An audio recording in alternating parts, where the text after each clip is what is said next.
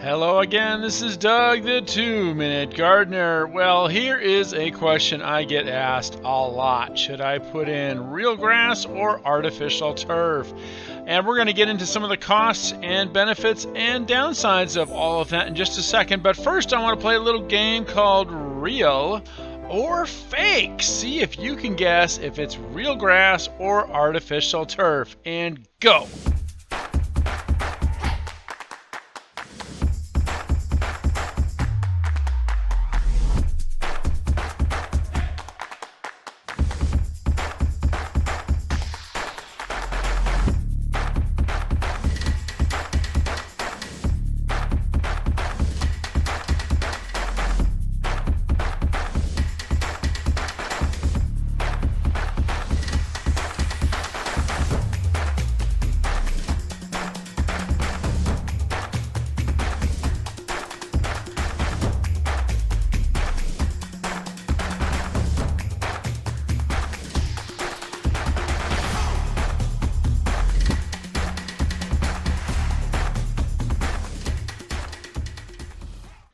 All right, first we're going to talk about real grass. So a real sod lawn is going to cost about $3 to $4 a square foot.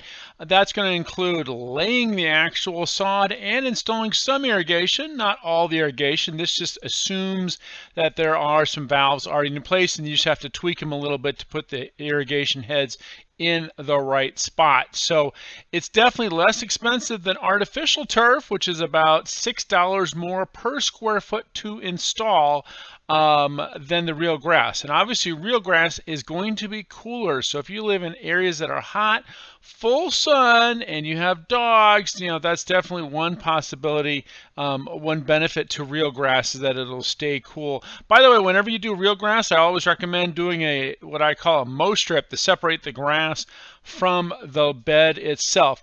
Also, another tip, when you install the grass, make sure to put a little barrier up just to keep everybody, including the dogs, off the new grass. This client did it with that.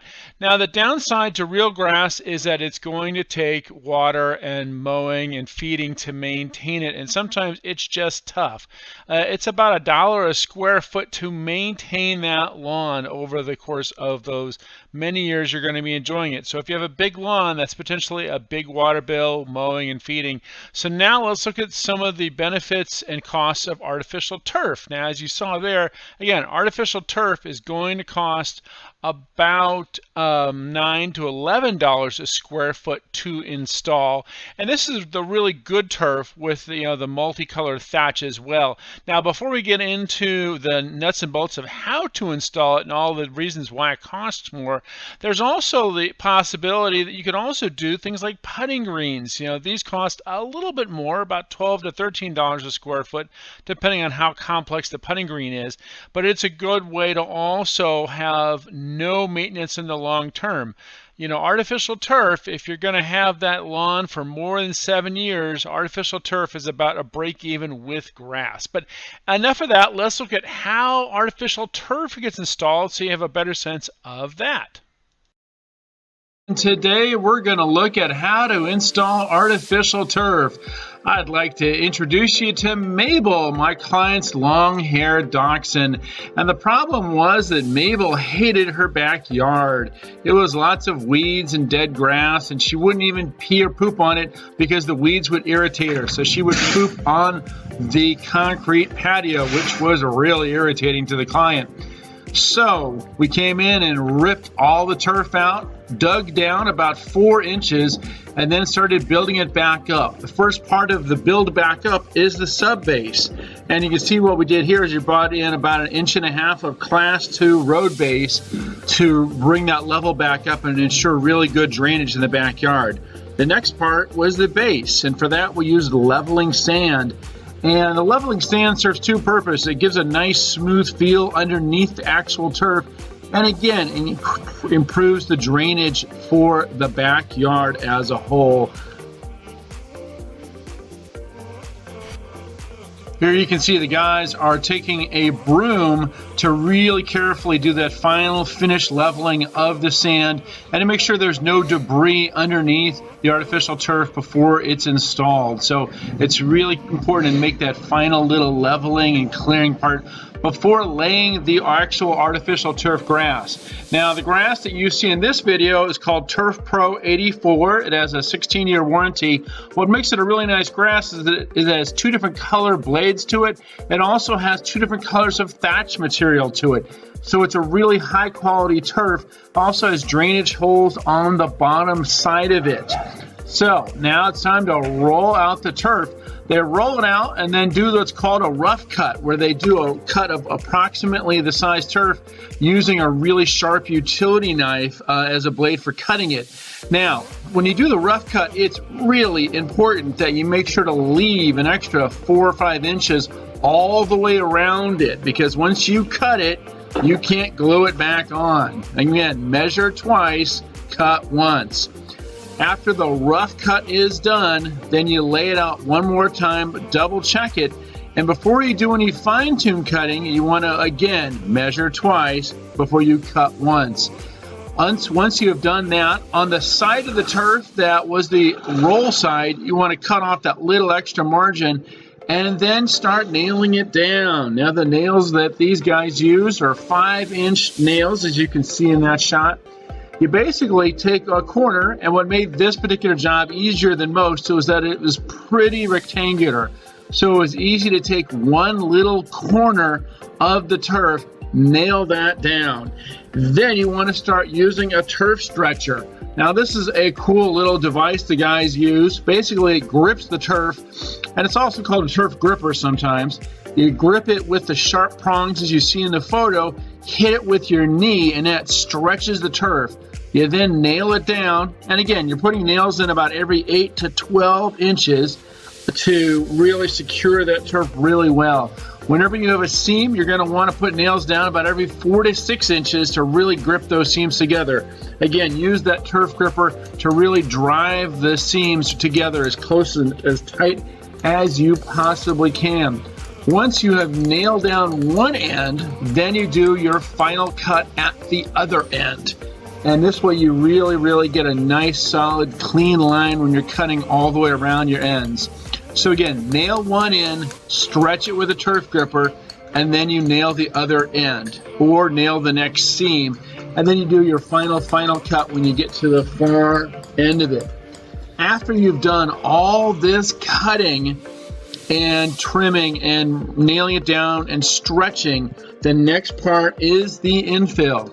Now, in the bad old days of artificial turf, they would use black rubber pellets for the infill, and this led to some artificial turf lawns that were way too hot for dogs to ever use. Nowadays, they use this wonderful odor-absorbing infill, as you see in this photo. And what's great about this material is it serves two purposes. It helps to kind of absorb the dog pee litter, and it kind of looks like kitty litter. But the most important part of this is when they drive it into the turf, it helps the grass to stand up and look more natural. So with this infill, you use about 1 to 2 pounds of it for every square foot of turf. It is a lot of material. So as you can see in the video, they're hand broadcasting it all over, and then you get out the fun toy. This baby's called a power broom. You can rent these at Home Depot or Lowe's, and they're not too expensive. And basically what this does is it lifts the artificial turf blades and drives the infill down deep into the thatch. Again, the purpose of this is to really get the blades to stand up nice and tall and make it look like a really authentic turf grass. The other part that's great about this is the more infill you drive in, the more the turf will bounce back. In the bad old days of artificial turf, as soon as you walked across it, you would see your footprints because it didn't have any good infill. The infill helps the blades bounce back into a natural upright position to maintain its really good authentic quality to it. So you use the power broom to really drive all that infill into it. And again, 1 to 2 pounds per square feet. It's a lot of infill. After you're done driving it all in and making sure you get all the grains driven in, you want to use a little power blower just to kind of get the dust off the very, very top of it, clean it up a little bit. And then after that, of course, use a hose, just to hose down the loose material and really get the material to really finally sink deep into that thatch.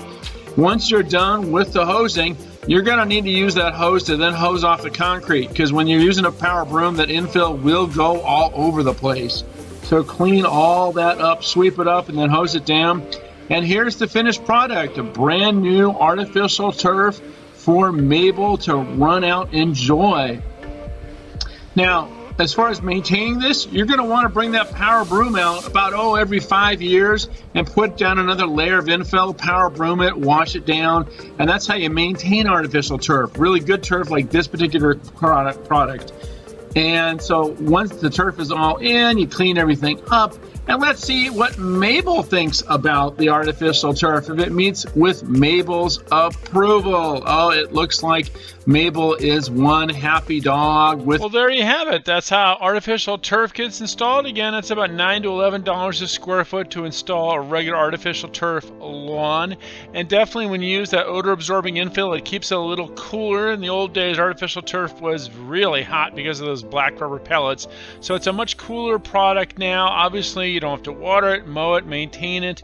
It's really great for areas that might have a little bit of shade on it, because grass tends to not grow as well in the shade. So there you go, real grass versus artificial turf. Well, that's all the time we have for today. Hey, make sure to hit that like button if you enjoyed this video, and subscribe to get more of my garden videos. This is Doug, the 2-Minute Gardener, saying thanks so much for watching, and we will see you next time.